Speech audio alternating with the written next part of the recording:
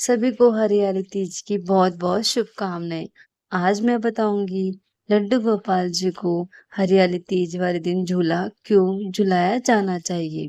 सावन के महीने में प्रकृति की हरियाली और सुहावने मौसम के बीच राधा कृष्ण के दिव्य प्रेम और आनंद को प्रकट करने के लिए मंदिर और घर घर में ठाकुर जी को बहुत ही सुंदर रूप से श्रृंगार किया जाता है और उस दिन झूले पर विराजमान भी किया जाता है। हमारे सनातन धर्म और विशेषकर ब्रज संस्कृति में हरियाली तीज पर श्री कृष्ण को झूला झुलाने की परंपरा का बहुत पुराना महत्व है।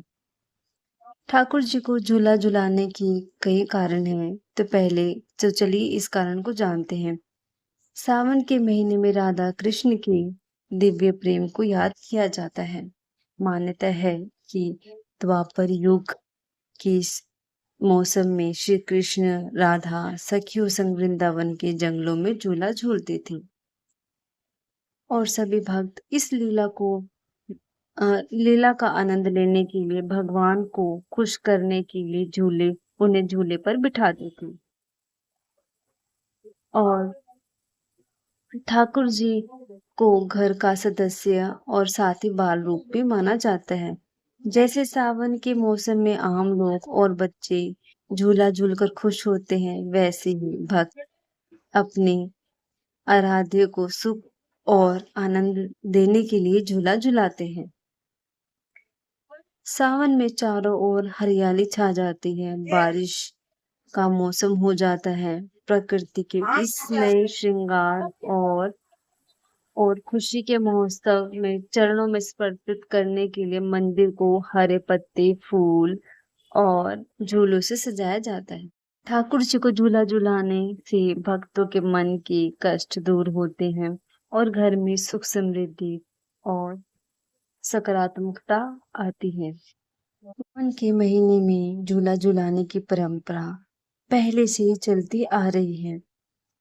सावन के सुहावने मौसम में जब ब्रजमंडल में ठंडी हवाएं चलती थी, काले घटाई छा जाती थी, तब भगवान कृष्ण अपनी प्रियतम राधा रानी और गोपियों के साथ निधिवन सेवा कुंज में झूला करते थे। यमुना जी के किनारे वृक्षों पर सुंदर हिंडोले डाले जाते थे, जिन्हें फूलों से सजाया जाता था। सखियां गान मधुर संगीत गाती थी और ठाकुर जी राधा रानी को झूला झुलाते थे। हर साल भक्त अपने ठाकुर जी को झूले पर विराजमान करते हैं ताकि वो यह सब दोबारा महसूस कर सके। प्रकृति और ईश्वर का एक बहुत ही अटूट संबंध। प्रकृति को साक्षात ईश्वर का रूप भी माना जाता है।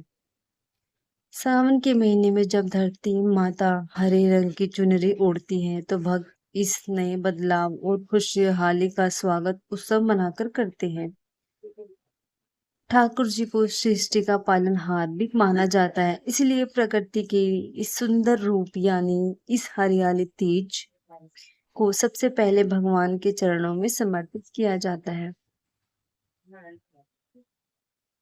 ऐसा करके भक्त भगवान को धन्यवाद देते हैं ताकि उन्होंने इस धरती को इतनी सुंदर प्रकृति और जीवन दिया। अगर आप सावन के महीने में कभी वृंदावन या मथुरा या बरसाना जाए, तो वहां का नजारा देखकर आप मंत्र मुग्ध हो जाएंगे। मैं तो कभी गई नहीं हूँ वृंदावन। मेरा सपना है कि मैं एक बार वृंदावन जरूर जाऊंगी। पता नहीं कान्हा जी मुझे कब बुलाएगी। विशेष रूप से वृंदावन के पाके बिहारी मंदिर में हरियाली तीज के दिन ठाकुर जी के लिए सोने चांदी से मढ़ा हुआ एक विशाल अद्भुत झूला निकाला जाता है। इस साल में सिर्फ एक बार इसी दिन भक्तों के दर्शन के लिए बाहर लाया जाता। लाखों की भीड़ में श्रद्धालु इस झांकी के दर्शन के लिए देखने के लिए देश विदेश से आते हैं। उस दिन आप ठाकुर जी के लिए घर में नए नए पकवान भी बना सकते हैं।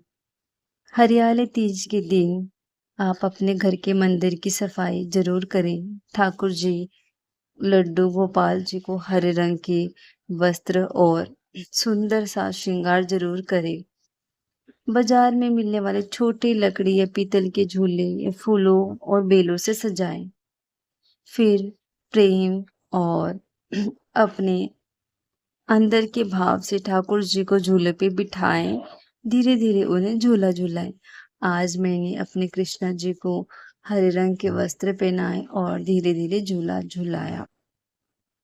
साथ ही मैंने उन्हें घेवर और खीर का भोग लगाया, जिसे बहुत प्रेम भाव से बनाया था, जो कि आज की हरियाली तीज के अवसर पर ठाकुर जी को हरियाली तीज वाले दिन झूला झुलाना केवल एक रस्म ही नहीं है, बल्कि यह एक भक्त और भगवान के बीच अनमोल अटूट प्रेम का प्रतीक है।